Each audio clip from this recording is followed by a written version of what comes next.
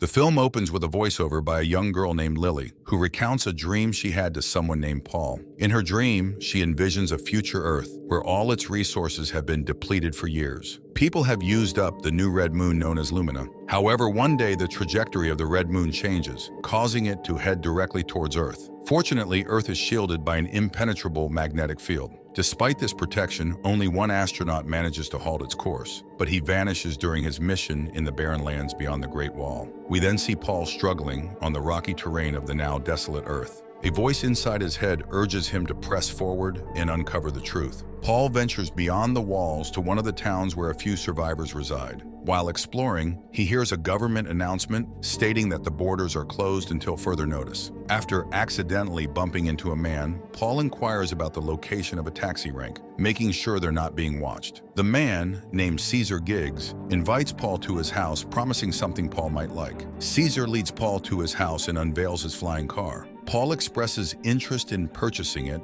and Caesar offers him anything in the garage for sale. Caesar shares that he's lived within the wall for 14 years and has never encountered anyone daring enough to venture outside its protection. He playfully wonders if Paul's interest in the car is due to a romantic pursuit, which Paul confirms with a laugh. The two men negotiate a price for the car, and after confirming that it's fully charged, Caesar assures Paul that he can drive for months after payment. Caesar advises Paul against venturing outside the safety of the wall, cautioning him that the unknown can be perilous. Despite the warning, Paul decides to drive the car out of the garage, only to find the police flooding into the house soon after. Their drones had picked up on the transaction, and a broadcast announces that the world has only 7 days and a few hours left before its end. A mysterious female voice urges Paul to seek out the forest. Suddenly, the car experiences a power outage and shuts down, leaving Paul frustrated at being deceived by the seller. He spots a tracking drone and rushes to retrieve his gun to take it down before it can report his location.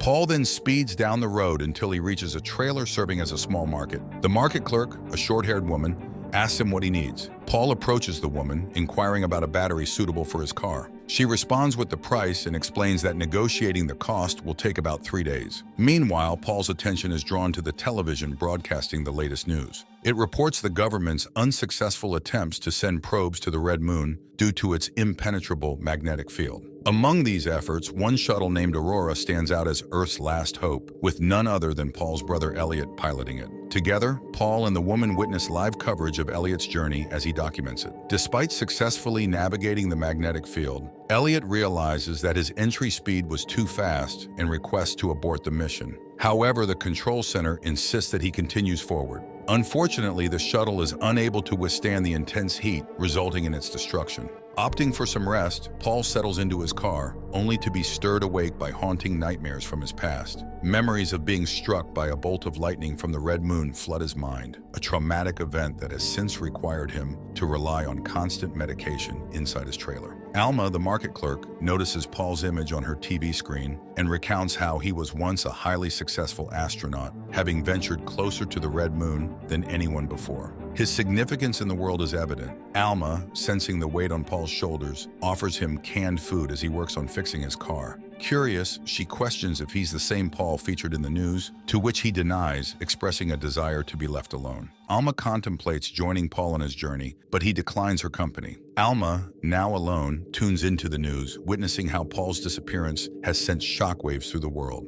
with people anxiously awaiting his return. In the desolate expanse, Elliot's spacecraft crash lands on Earth, following his daring attempt to breach the Red Moon. Despite receiving constant medical attention, doctors reveal a startling revelation. Elliot's encounter with the Lumina has triggered a genetic mutation, allowing him to revive even after being pulseless for hours. Once Elliot's health stabilizes, he sets out on a mission to locate his missing brother amidst the vast desert. Meanwhile, Alma returns to her home only to find her trailer demolished by the previous owner of the market, a persistent pursuer of romantic affection. The next morning, Elliot arrives at the desert market upon receiving reports of his brother's presence there. With his newfound ability to read minds, Elliot delves into the man's thoughts, compelling him to surrender himself mentally, while Alma watches helplessly from the safety of her window, overcome with fear. Alma manages to escape the pursuing assailant in the desert. Paul discovers her stranded in the vast wilderness and, moved by sympathy, allows her refuge within the confines of his car. Inside the vehicle, Paul acknowledges the dangers of his impending journey, cautioning Alma. However, she remains adamant about accompanying him, issuing a veiled threat to disclose his whereabouts if he rejects her plea. Paul reluctantly strikes a pact, granting her a one-day companionship on the road. As they traverse the highways, Alma presses Paul on his decision to abandon the mission, but he deflects her queries, instructing her not to delve into the matter. After hours of driving, they make a stop at a roadside diner where Paul places a call to his father, Henry. Seeking information about his brother, Paul learns of Elliot's well-being. Despite the positive news, Henry underscores the urgency for Paul to return and fulfill the mission. During the call with his father, Paul is caught off guard when a soldier, searching for him, approaches. Paul attempts to fend off the heavily armored soldier, but struggles to land effective blows due to the protective gear. Elma, trying to assist, takes hold of Paul's gun and shoots the soldier, allowing Paul to gain the upper hand. They swiftly exit the diner, making a beeline for their car. In an attempt to avoid detection, Elma suggests adopting new names, helping her regain composure after the intense encounter. As they speed away, Alma reassures Paul that he would inevitably be captured without her assistance.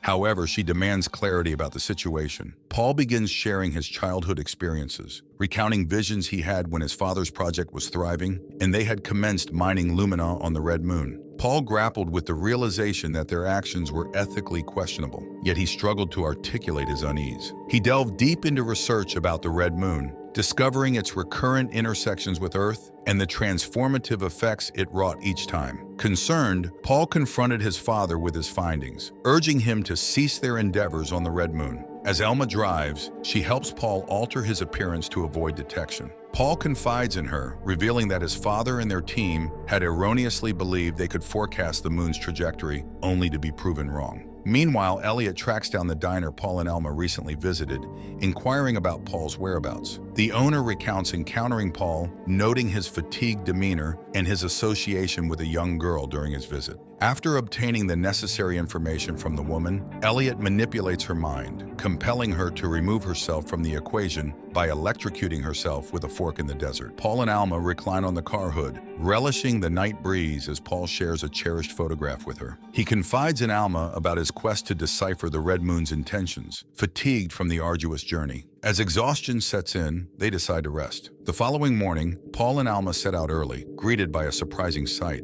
a car trailing them closely. Anticipating trouble, they spot a looming red dust cloud and use it as cover. Paul maneuvers to evade the pursuing car, unaware that it's his brother Elliot. Once they ensure their safety, Paul shares a video with Alma, showcasing the diverse animal life that once thrived in France before the Great Extinction. As Paul watches the footage, he recognizes a vast forest, realizing it's the same place as in his picture. Frustrated with his own naivety, Paul confides in Alma, admitting he's lost hope. Alma, attempting to buoy his spirits, urges him not to give up. However, Paul, consumed by anger and despair, rebuffs her, seeking solace in sleep. Morning brings a rude awakening for Paul, as Alma, in a panic, alerts him to the soldiers in Elliot's presence, signaling their discovery. In a desperate bid to flee, Paul attempts to use Alma as a hostage, but the soldiers remain undeterred, firing upon them. Alma falls victim to a gunshot wound, and Paul, grappling with shock and fear, drags her to safety in the car amid the hail of bullets. With adrenaline coursing through his veins, Paul speeds away, with Elliot in hot pursuit,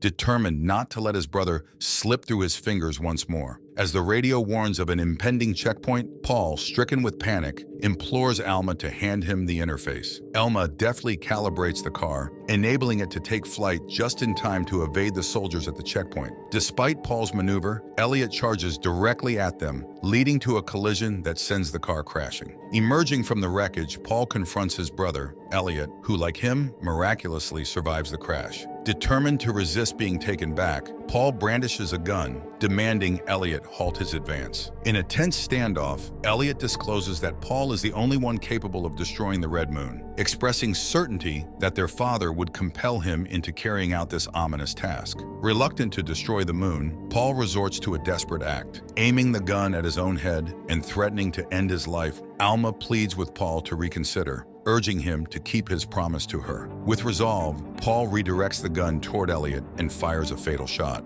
Rushing to attend to his wounded companion, Paul tenderly lifts Elma, determined to find help for her. He sets out on a daunting journey, carrying Elma on his back, with the singular aim of securing the medical aid she urgently needs. After an exhausting journey, Paul finally reaches his father's location, accompanied by Alma. Prepared to fulfill the mission, he is taken aboard the massive spacecraft, ready to launch into space. As the shuttle hurtles towards the moon, Paul grapples with the controls, struggling against the forces of gravity and momentum. Upon reaching the moon, Paul severs the connection with his father, diverting the shuttle away from its intended destructive path. With resolve, he triggers the ship's self-destruct mechanism, ensuring it cannot be turned against the moon or Earth. Meanwhile, Alma, recovering in the medical facility, ventures into the desert to await Paul's return, her gaze fixed on the sky. Suddenly, she witnesses a colossal explosion overhead, realizing that Paul has sacrificed himself to safeguard the moon. The movie concludes with Alma, overcome with grief, kneeling in the desert sands, mourning the loss of her dear friend.